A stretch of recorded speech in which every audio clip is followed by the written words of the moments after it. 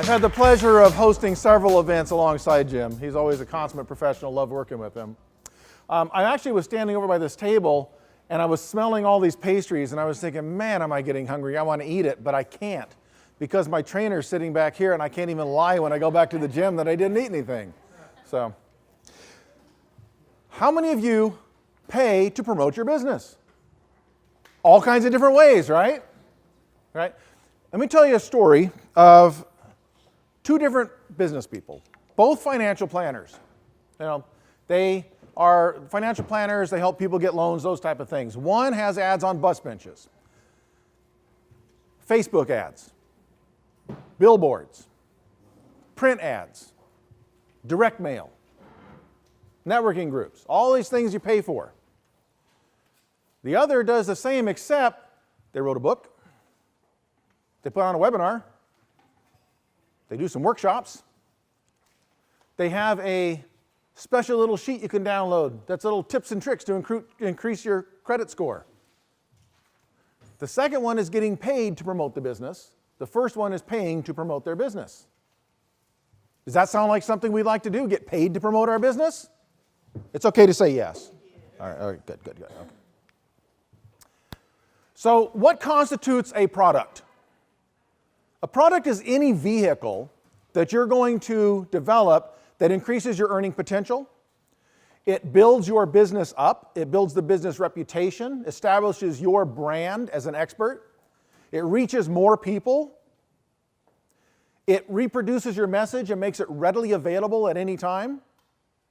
And it's consistent with your specific message and brand. So if you're going to develop some type of a product that promotes your business, it has to be consistent with who you are and what you stand for and the types of products and services that you offer. Now we have a few challenges to doing products. If we didn't have challenges, all of us would have a stack of products and be making a ton of money off them right now. So what are the challenges? Well, you got to invent something. You got to come up with something. Ideas. You have to invest some money into developing your products. It'd be nice if we could just pull them out of the air and a bunch of people would help us for free, but it doesn't work that way. Sometimes with products you have to deal with inventory. Where am I going to store these products? I don't want 6,000 widgets and gadgets in my garage. You have to figure out how to sell them. How do you store them? How do you ship and distribute them? These are things we need to figure out. We have to look at the priorities when we look at developing a product. What are our priorities? The biggest priority to me, high profit margin. Because if it's not going to make me any money, it defeats the purpose of developing a product. So I want to have a high profit margin. It needs to be evergreen, otherwise it will be disposable. Anybody see these magazines on the table, the Finest Women in Real Estate magazines? Okay, I helped Marie put that out a little while back. Matter of fact, the cover girl happens to be sitting back at this table over here. This is BB, and she was the featured person in this magazine. Did you notice the magazine does not have a date on it? It is evergreen. If we had put a date on there, it's old and stale in a month or maybe in 90 days if it's a seasonal item. So it is evergreen. It is user-friendly. Okay? Any product you make has to be user-friendly. If you're going to create an app and all it does is frustrate people that try to download it and use it, this is not a good product. It needs to be easy to develop and to produce.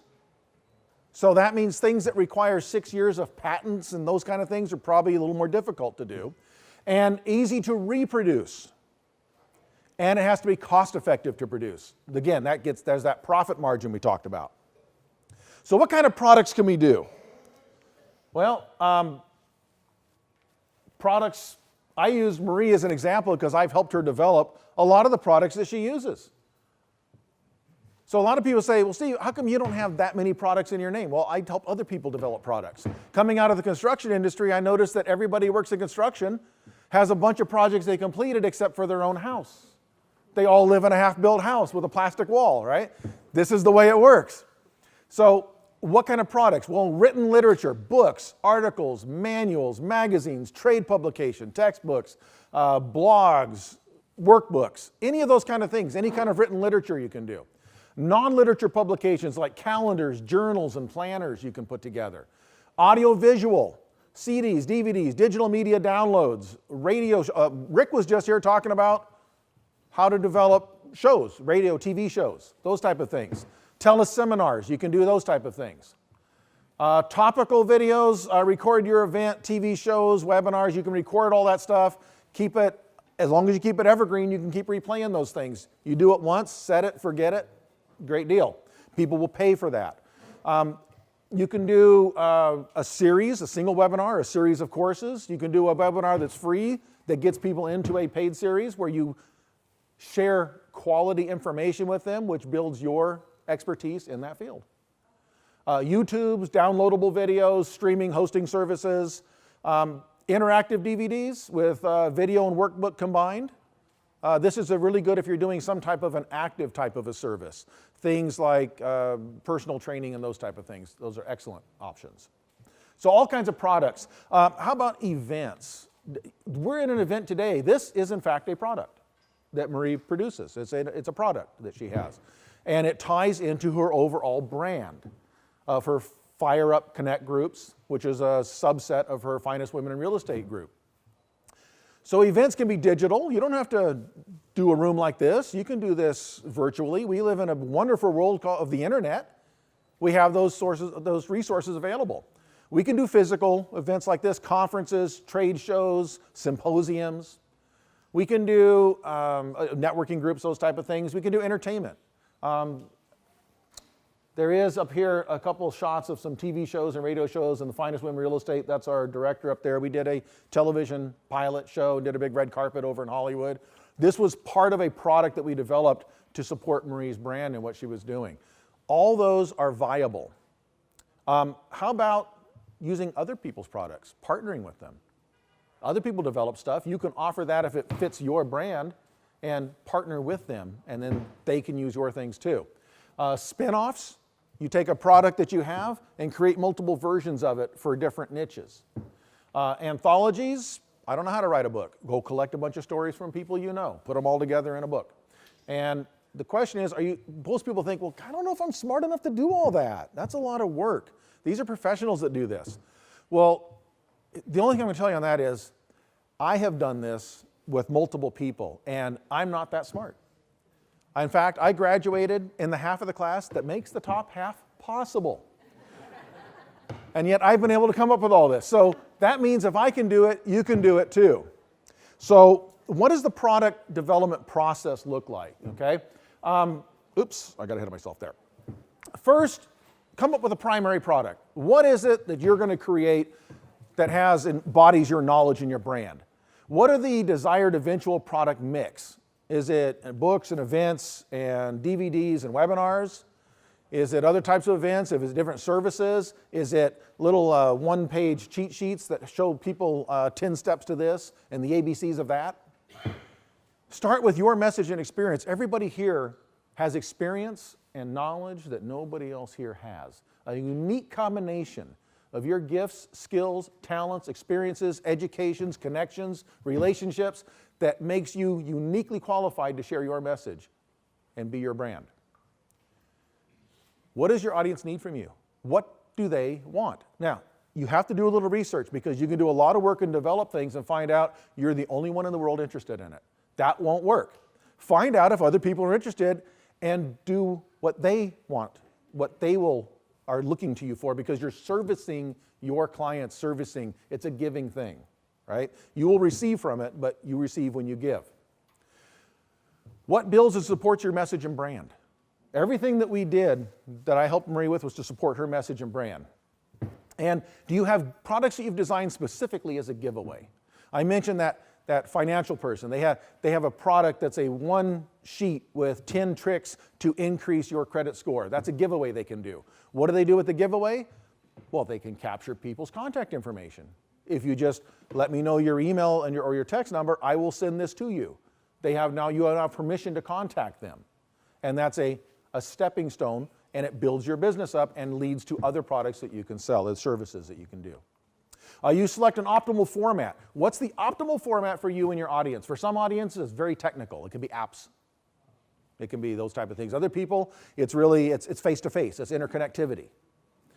For other people, it's something that is, there's the school where I work at a college. I teach at a college, and they do events like this, except you'd all be asleep right now because they bring in people with lots of letters behind their name that are, they love it. They eat it up. They think they're raptured, just absolutely raptured with it. And I sit there and go, oh my, shoot me now.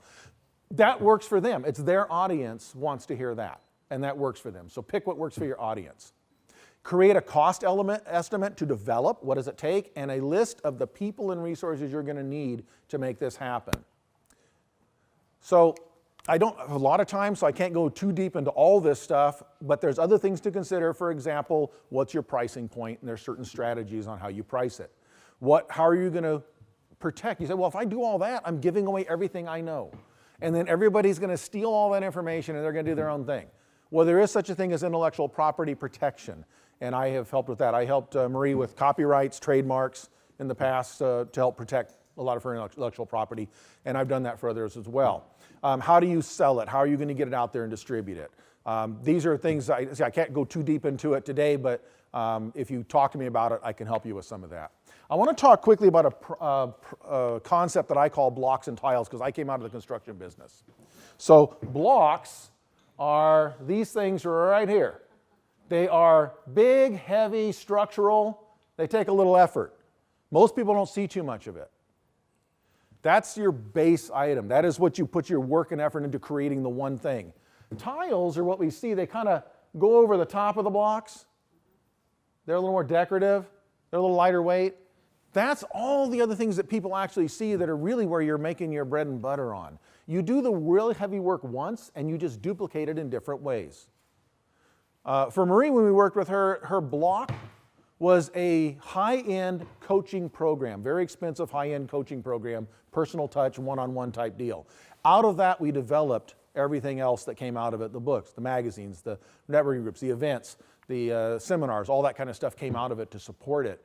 Most people don't even know she has that high-end coaching program. They see all the other stuff that she's doing. So that's the blocks and tiles approach. And that way you don't have to reinvent the wheel. So what are the benefits of developing a product? Well, you get increased income. Besides making money doing what you're doing, you're making money promoting your business to get more people to enjoy what you're doing. Second, it increases your credibility. You are now the expert. If someone walks up to you and says, I wrote a book on this. Rich Gaines has a book in back there. You read Rich Gaines' books, you'll say, this guy knows what he's talking about. He's an expert at this stuff because he wrote a book. It's written down. There's proof of it. You get income while you sleep. People go onto your website and buy your stuff. You wake up, hi, there's more money in my account today. Awesome. Greater audience reach. You can reach more people. Now today, there's the group of people in here, maybe 70 so people in here. But if you had the products out of this, then afterwards they tell other people and you have a broader reach. You get the reach of all the other people that they know. The scalability of your business. You can do signings and launchings at special events. It's a fun and creative process. You get to work with other people and come up with things that you probably never thought you could do. Now, anybody know who this guy is? That's not Will Rogers, but you're close. That is the Lone Ranger, yes. Now, my family's Italian, so when we went to the bank and, my grandpa would ask, I want to talk to the fellow what arranges the loans. And they'd say, well, the loan arranger's not in. He'd say, then I'll talk to the tonto. So he didn't understand that. But the Lone Ranger was actually the cowboy guy, and he was all by himself. But he wasn't really. In this world, if you're going to develop products, you can't be a Lone Ranger because you cannot be an expert on writing, editing, graphic design, cover design, getting ISBNs, IP protection, event planning, networking, contact management. Those are different skills that different people have, and you can't possibly possess all that. So you need help with it. What you find out is the Lone Ranger actually was never alone, was he? He always had somebody with him. You need somebody with you too. Okay? There's so much that has to go on. So much in this event. Marie could not have put this event on by herself because she doesn't know AV and lighting and video and event planning, all that kind of stuff. She knows her stuff. All right? There's a lot to it. So how do we not be alone? How about a mastermind, a forum of people like you that want to develop products that will share ideas together and keep each other accountable and edit each other's work and give each other feedback on what works and what they would want to buy and what they wouldn't want to buy? How about twice per month for 6 months? Walk through the entire process together. Launch products together at the end of the 6 months. Big event. Your own personal board of directors and advisors. That's what makes people successful, is a board of directors or advisors, trusted counsel that they can go to get information. I know this for a fact. Some of you don't know Art back here. Art is a mini serial entrepreneur, but he just came up with the most simple, brilliant idea in the world, but he didn't do it alone. He surrounded himself with, I don't know, 20 some odd people that came alongside of him and helped him get through a process to get patents and trademarks all over the world for his brilliant idea. You need people behind you. People that edit, review, research, and collaborate with you. So, the way this works, peer-to-peer mastermind, there's products, there's literature to work through, workbooks. I usually charge about $3,000 for the mastermind, and then with all the ancillaries and the worksheets and the flow charts and the planning, it's about a little under $5,000, $4,700. However, Marie twists my arm a lot. You guys probably know that if you know that I know. She twists my arm a lot. And she says, Steve, do something for other people here, okay? You got to come to the table here and help out. She's helped me a lot. I got to help her. All right. So what I do is you can save some serious coin if you want to do basically one payment of $2,000 and make it done. That's a lot of money. Some of us don't have that kind of cash sitting around. We got businesses going on, right? Or you can do 12 payments of $179. Just due before each meeting. Or I got a better idea for you. You need somebody to work with you. What if there's a bring a friend package? Partner, spouse, buddy, somebody you just met here because you want to save some money, whatever works, you can do that, and for $3,000, 2 people can go through the entire process together. This works if I can get a group of 8 to 10 people to commit to a time frame and meet twice a month, and we work on this together. So I'm offering that today to you. I'll be back at that table, kind of where my, there's a picture of a kind of a homely bald guy back there. That's where I'll be. So you can talk to me about that. Before I sign off, I just want to ask, are there any questions? Anything just burning in your mind? Like, what is this guy talking about? Okay. The only, what's that? What's that? I do. Because all of this is project management. And that's what I do, is I manage projects, which means we have a start, an end, and we manage resources and people in between. And that's what makes it work. And we outsource almost everything. That's where I learned that. And I have built high-rises and universities and tract homes and everything else in the world. So I still am involved in that kind of project management as well. This was something that I got into, as a lot of things in my life, an accident, but it works.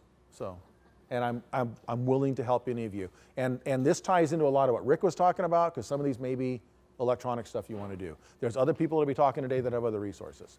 I hear the hook is coming from the vaudeville presenters over here. They're ready to pull me off the stage. So I will wrap up. Thank you very much for your time.